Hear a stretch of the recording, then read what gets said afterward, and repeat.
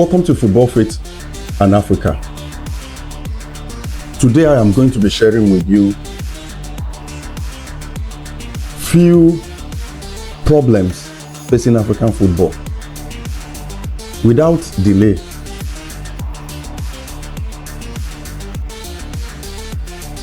one of the very major problems facing African football is poor governance. Very poor governance. And then corruption. Poor governance and corruption has become one of Africa's major problems. It's a foundational problem.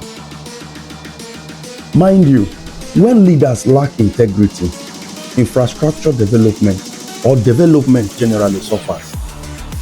Infrastructural wise, human capacity wise, mentally, every form of development suffers when integrity is not available. People begin to struggle for power instead of human and talent development, identification and development. So bad governance, where football associations and organizations, instead of seeking on how to develop African football, rather they seek how to gather power, how to gather funds for themselves. Corruption. You see people looking away from talented players to players who can buy their positions. All of you had heard stories of Mbappe, how he came to his home country to be signed. If that story is true, I don't know, it's not verified. But I have heard people say Mbappe came to his home country to be signed. But the then head coach refused because he requested that Mbappe and Mbappe's parents should pay certain amount of money. Because he didn't pay, he had to go back to France. It does not just happen there, it happens everywhere across Africa. Corruption. So as a young player in that community, in that rural settlement, a young player who does not have anybody to want to help you, anybody to bribe, anybody to support you, anybody to open the door for you, you discover that it may look almost impossible to find solution. It may look almost impossible to find a way. You may be very, very talented, but talent alone in Africa is not enough. Talent alone is not enough. Like the popular African saying, you need to know somebody that knows somebody that knows somebody. And when you don't know anybody, your talent makes you a celebrity within an environment, within a community, within a settlement, and that becomes it for you, just like me. You play and people clap for you. Those who like you will give you 1,000, 2,000, 5,000. Highest, some of them will buy you boots. And you feel like a celebrity because the rest of your team member, none of them got boots, got jersey, or took certificate from a competition as best player, the highest goal scorer, utility player, and the whole of all of these things. It begins and ends at that level. Nobody is in any way ready or willing to help you because the system does not allow just talent, certificate to pass if you don't have resources. So it's a major problem. And this problem led to the next problem. And the next problem is lack of good infrastructures. Hey, I will not have you deceived. When I came into Europe and I saw community-based football teams, and I am in a part of Europe where the weather does not allow football all season. For a larger season, they play futsal. Futsal is an indoor kind of football where they play inside the building with its own nature, yet football. Now, for this set of persons, if you see facilities, I was in a team where we went to train. One day I might maybe show a clip of our training because I have a video recording of some of our training where we had to train, and we had more than 40 balls in just one training. More than 40 footballs. As an academy in Nigeria, the highest number of ball I've had was 6 or 7, I think. And at that time, it was our peak. We were like, oh my goodness, I invested my resources personally, invested my resources to getting those balls. And a few other friends who saw what we're doing, who believe and were participating, contributed and showed effort to getting some of those balls. As large as our hearts were, we weren't having the resources to do better. But here in Europe, you see a team come with about 20, 25, 30, 35, 40 balls with other training kits, training jerseys, etc. Our team here has a complete standard gym, have swimming pool, a local team like what I had in Nigeria, a community-based team like what I had in Nigeria, had access to these things. Has coaches that have been paid. Throughout my entire experience as a coach in Nigeria, I've never received $1. I've never taken $1. I've never taken €1. A cent I've never taken as a coach.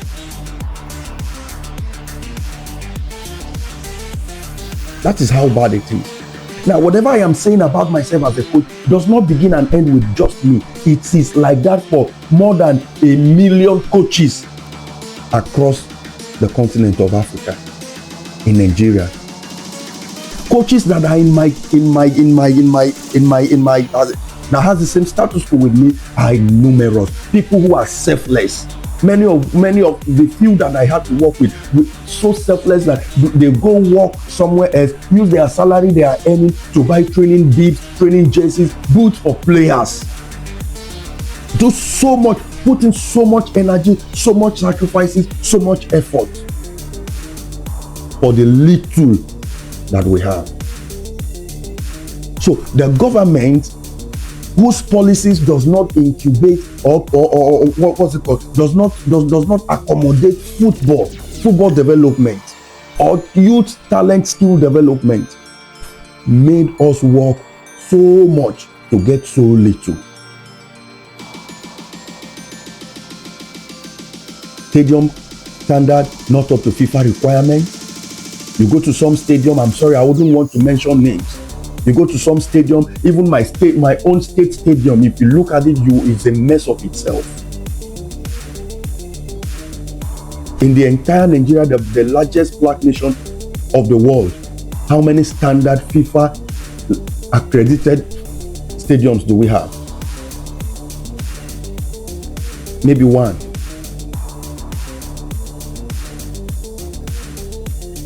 These are problems across Africa that does not allow your talent as a footballer, your ability, your energy, your skill as a coach to grow.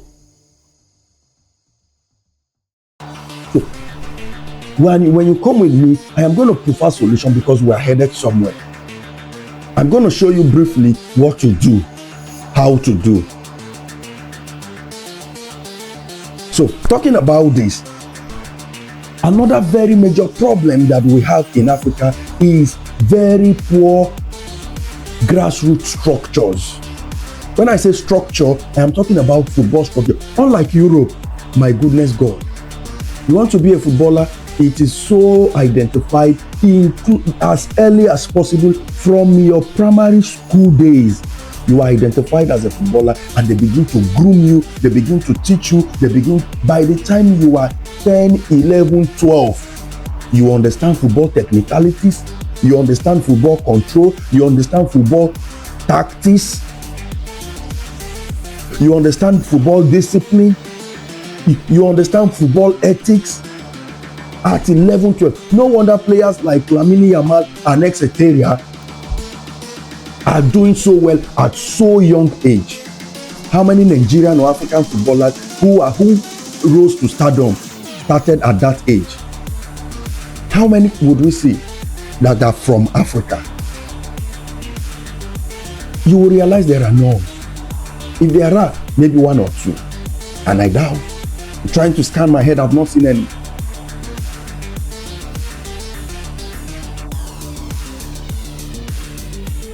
So these are the problems. So in Africa, there is need for a football or talent structuring. Talent structuring. Europe has it. There is a progression. There is a system that allows you to grow as a professional footballer. Grow from amateur, grow from zero to hero, grow from nowhere to somewhere.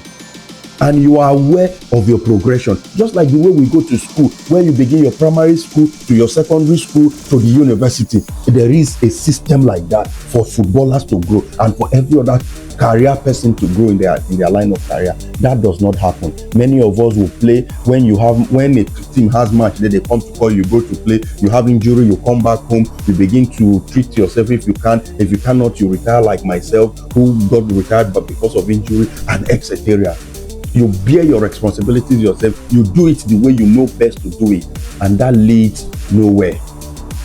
So a pool of talent in Africa has been wasted, and it is still wasting because of lack of adequate structure.